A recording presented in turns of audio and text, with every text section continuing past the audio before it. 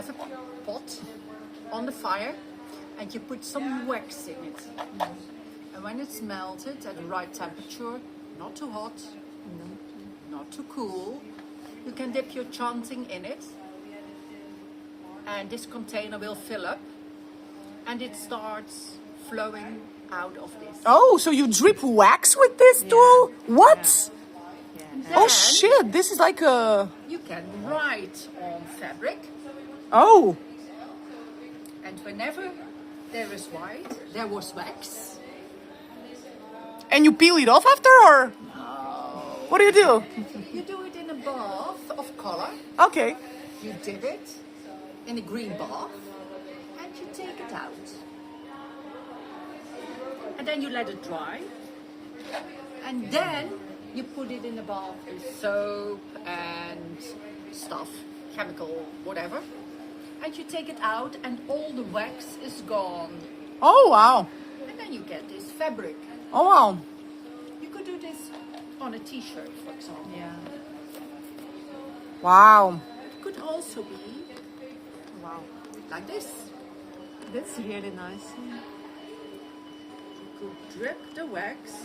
It's not as easy as it sounds. Yeah, as the first one. But you can Wow. do it. What do you use? What? A soy wax, for example. Soy wax, you can buy soy wax Where do you buy that? at my place. Okay, you can smell the Wait, candle. can we cook this in your place and do the whole experience Yeah, there? sure. We should. Yeah. Yeah. You start, of course, with things like this. You know, trying to make simple lines. And we also have brushes with which you can put the wax on the fabric. So you get different lines. And as you can see, it's not so very easy to do it really straight. But we don't necessarily want them straight. But this is another way to use it. For example, I use a sponge, just a sponge. Took out the middle part of it, the cleaning sponge. Wow. So nice. And put them in the wax. Yeah. And then I printed them on fabric and used two colors of. Beautiful. It's your idea? So cool. And this is another one. It's also batik. And I put layer on layer on layer on layer of color. So I started with white and then you got this. It's building up color. So this is what you can do with wax and dyes. And it's a nice way to change fabric. Why do you know how to make textile wizardry magic level things? Because I'm curious. How long have you been playing with textiles and techniques? 25 years now. Why? Why? Because in my education, of course, I got knitting and sewing and crochet and... So you are also multidisciplinary creative with a lot of fascination for textile and paints and dyes and manipulating fabric. Yes, I love to make. What about textiles get you excited to dig deep? It's something so tactile.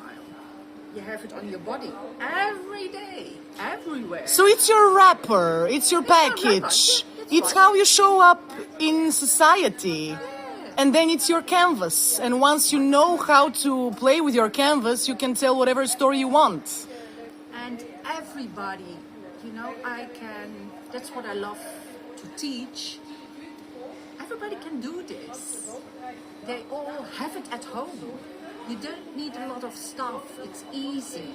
And you can recycle and you can make something really personal. And everybody can do that.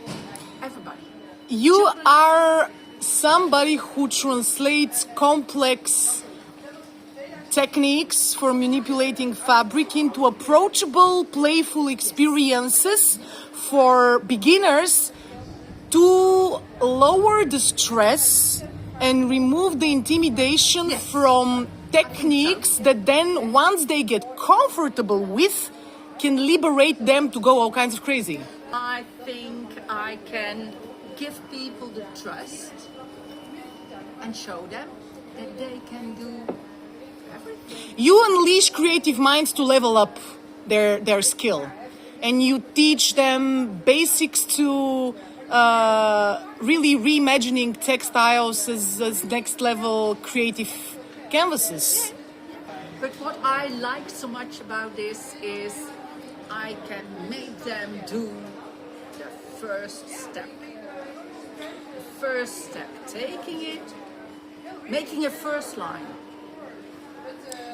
And then they say, in my mind I say that, oh, thank you, Janine. So this is the definition of empowerment, really. You show people what is possible. You have enough knowledge and expertise and experience to basically offer a buffet of things people can learn how to do. I try to pick it apart. I take a technique or a product and I take it apart and see how can I bring that on a plate to you or to you. So I know I am ready to take your Ah, plate because it's really interesting. And I try to pick it apart, make it simple, make it in little steps so everybody can do it and can learn and enjoy and feel it and in your body and in your mind. And that's what I love.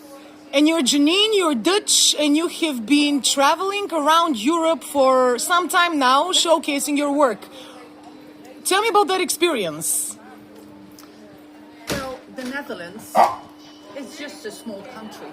And this is a niche market. Textile paints and dyes and techniques. So I was asked for the first time to go to England to show my techniques and to try and teach and sell. And during the years, I traveled every month to a different country. So in June, I would know I would be in Berlin. And in July, I would be in England. And in September, I would be in France. There would be shows and events, and I would travel around every year. And it would grow. So as a European citizen, you had a chance to develop professionally, expand your network, and really showcase your talent. And then, That's what I needed. what happened then after that? COVID came. And what changed for you? There were no events anymore because we couldn't be close to other people and people were afraid to travel and it all died. It wasn't allowed and well, it died and I think it never came back, that feeling of big events, textile events. But if you're talking about Europe, one very lovely textile country is the UK. I was formed there. I took so many courses over there, and they have so much crafts and education all for that. And well, we have Brexit. So even though it's Europe, it's not exactly European feeling anymore, is it? Well, for me, it has the European feeling. It's just for me as a business, I can't go over there because I can't travel freely. First, if I have to go there, I have to import, and I have to go there, and I have to export. It's a lot of bureaucracy. It's not possible for me anymore to go there. But that's the top of Europe. So this is, in a way, a chance to understand what being a part of the European Union means for a professional in your space. Yes, I was able to go everywhere. I went to Prague and had exhibitions over there. And I could go everywhere. But now you have a textile lab next to a church. Yes. You have a special place, and what happens there? Well, this space was delivered to me by accident, by happiness, I don't know. The universe wanted you to have the best playground to showcase your talent and to inspire people. It's a huge space. It's beautiful, Thank you. it's colorful, It's very colorful. and you teach a variety of skills there. Give me just a few examples. Like, for example, I teach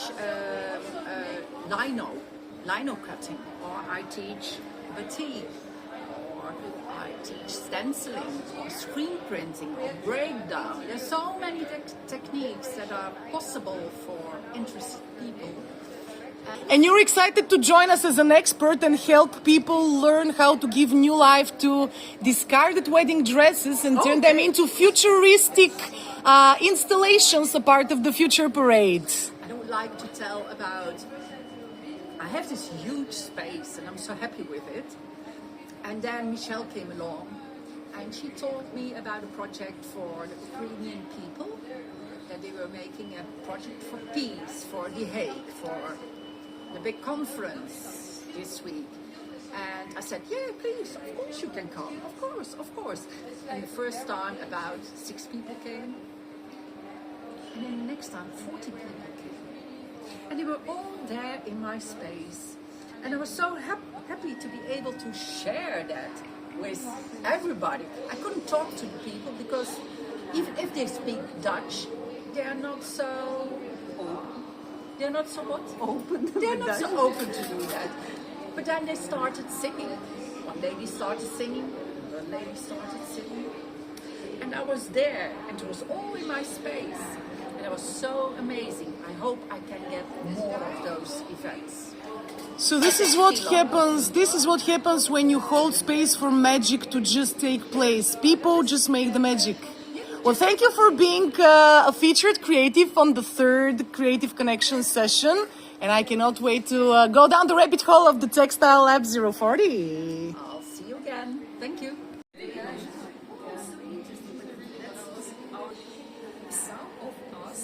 Alexandra.